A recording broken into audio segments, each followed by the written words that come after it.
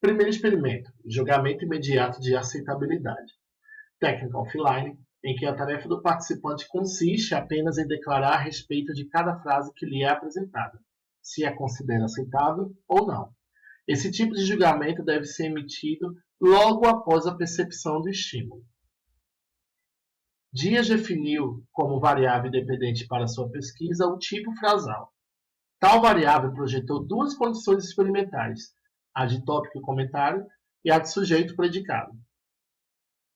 Na primeira condição, a topicalização acontecia sobre um objeto, que assim antecedia o sujeito e o verbo da frase, provocando a ordenação OSV.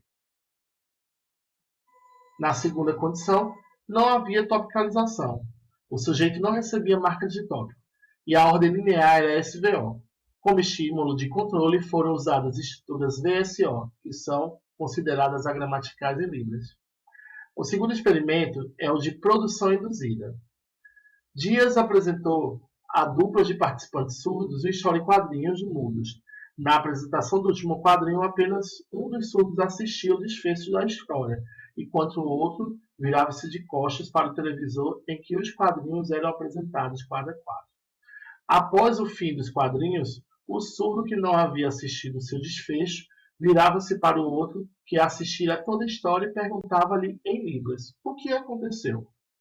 Segundo Ordonez, é no contexto de respostas a perguntas desse tipo que a ordenação linear mais básica de uma língua se revela. Sendo assim, Dias objetivou duas precisões.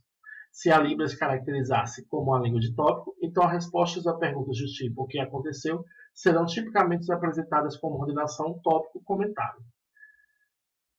Já se nessa língua há proeminência de sujeitos, ela será tipologicamente classificada como a língua de sujeitos e a estrutura básica para responder a tal tipo de pergunta será sujeito predicado.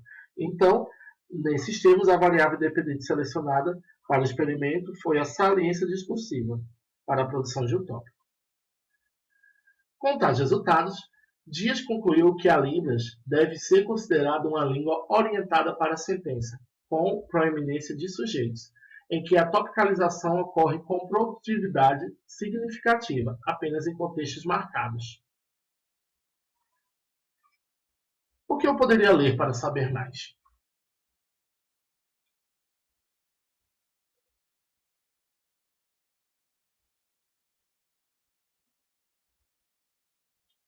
A gente julga também importante esclarecer que todo o retorno para essa apresentação se baseou no texto Psicolinguística na Descrição Gramatical, de autoria do professor Dr. Eduardo. Created using Powtoon.